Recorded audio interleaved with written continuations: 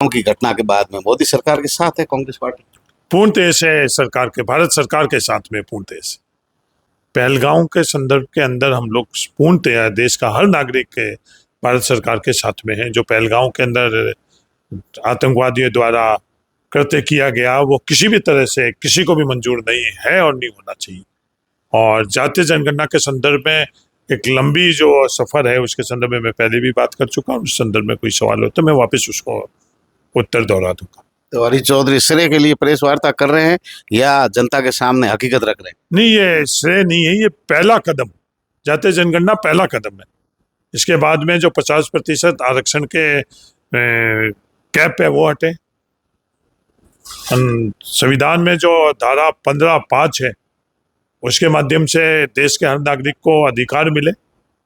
ये एक्सरे होने के बाद में आगे का सफर तय होगा। और जो एक्सरे तेलंगाना में हो चुका उससे देश जान चुका है कि आज स्थितियां क्या है। जो जाति जितनी संख्या में उस अनुपात में उनके संसाधन, नौकरियां, हक मिलना चाहिए, यही आपका मानना? नहीं, देखो उस अनुपात में छोड़ो, उनको कुछ किसको क्या मिल रहा है वो तेलंगाना का जो जातीय जनगणना है उससे अपन सब लोगों को पता भी चल गया। अनुपात तो अब बात ही नहीं है। शुरुआत कहाँ से हुई? आज देश को अनुपात वाली तो जब आंकड़े जब सामने आ रहे तो अनुपात का सवाल ही खत्म हो गया। अब तो शुरुआत तो करें। क्या देश के आजादी के 70 वर्ष बाद में भी हम लोग शुरुआत नहीं करें कि सबकी हिस्सेदारी और भागीदारी जो संविधान के मार्फत से? हरीश चौधरी जी तो व्यक्तिगत रूप से ओबीसी आरक्षण, जातिगत जनगणना के पक्ष में लंबे समय से संघर्ष भी कर रहे हैं। तो केवल लोगों का आरोप लग रहा है कि जाटों के लिए कर रहे हैं या आप ओबीसी वर्ग के लिए कर रहे हैं? नहीं, ये ओबीसी का आरक्षण की जो विसंगतियां थी वो सिर्फ एक जाट जाति की नहीं। ये जब जातिगत जनगणना होगी ये भ्रांति बिहार में भी फैलाई जाती थी कि एक जाति विशेष को अनुपात से ज्यादा फायदा मिल रहा है, उनकी जनसंख्या के अनुपात से ज्यादा। जब वो जनगणना हुई तो आज सबको पता है ये सिर्फ भ्रांतियां, कुप्रचार किया जा रहा है। जनसंख्या के अनुपात के अंदर किसी आंकड़े ये कह रहे हैं, कोई भी उठाकर आप आंकड़े देख तो सिर्फ एक जाति के संदर्भ में नहीं। और जाट जाति को आरक्षण नहीं है। मैं माफी चाहता हूँ पेमाराम जी, ओबीसी आरक्षण ओबीसी जातियों को नहीं है। जो ये लोग कह रहे हैं मैं उन्हीं को कहना चाहता हूँ, जाति के आधार के ऊपर आरक्षण नहीं है। आर्थिक तौर के ऊपर जो ओबीसी में शामिल जातियां हैं उनको आरक्षण है तो बाकी वालों को भी है। 100% जातियों को आरक्षण इस देश के अंदर है। सिर्फ एससी और एसटी को के ऊपर किसी भी प्रकार की आर्थिक पाबंदी नहीं है। उसके अलावा हर जाति को आर्थिक पाबंदी है। तो 100% में है। तो एक जाति को लेकर आप सवाल क्यों कर रहे हो?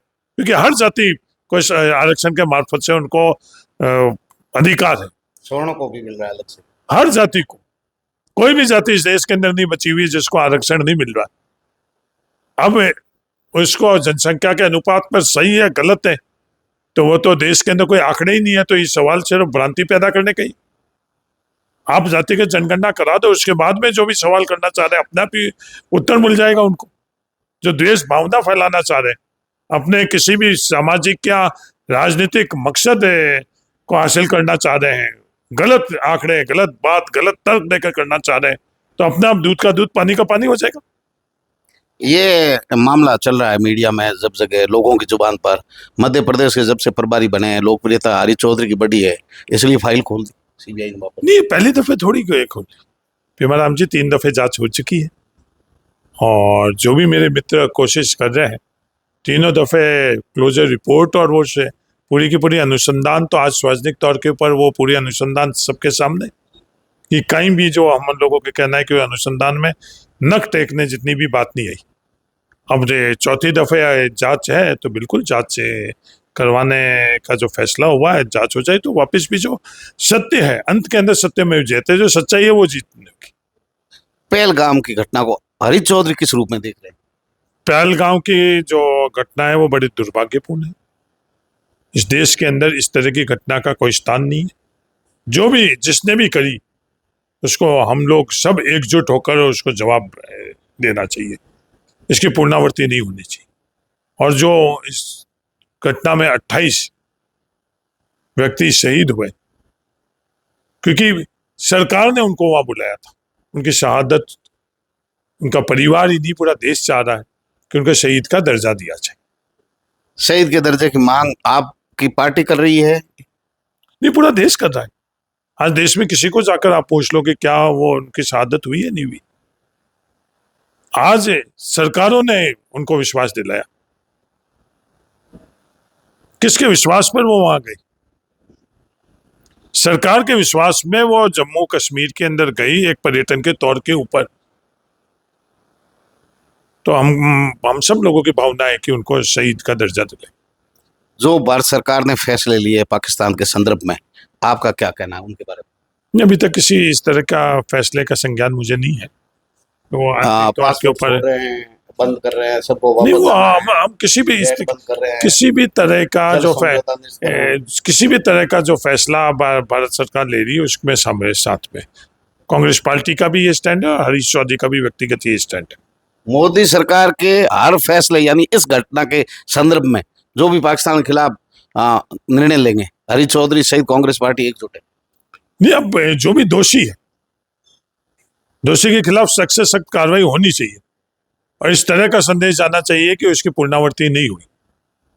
चाहे वो कोई देश हो, चाहे कोई व्यक्ति हो, चाहे कोई संगठन हो, कोई भी हो, भारत के अंदर इस तरह की चीज की कोई भी इजाजत नहीं दे सकता। हरीश चौधरी भी नहीं देगा, कोई भी जो भारत का नागरिक है उसको नहीं इजाजत नहीं देगा, कोई भी देश हो।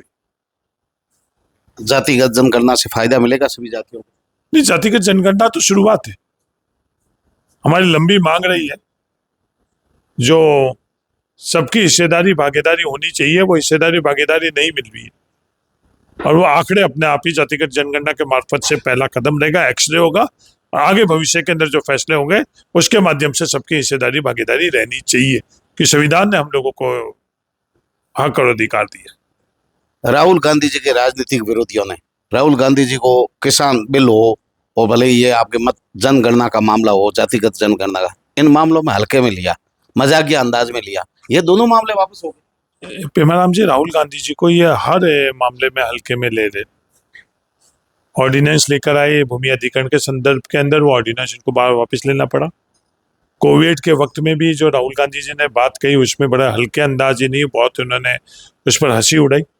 नोटबंदी के संदर्भ में भी जो राहुल गांधी जी ने कहा, इसके संदर्भ में भी जो जातिगत जनगणना के संदर्भ में था, क्या क्या शब्दों का इस्तेमाल किया गया, जो शब्द शायद इस लोकतांत्रिक व्यवस्था में हम लोगों को नहीं कहना चाहिए और करने से लाते जैसे शब्द।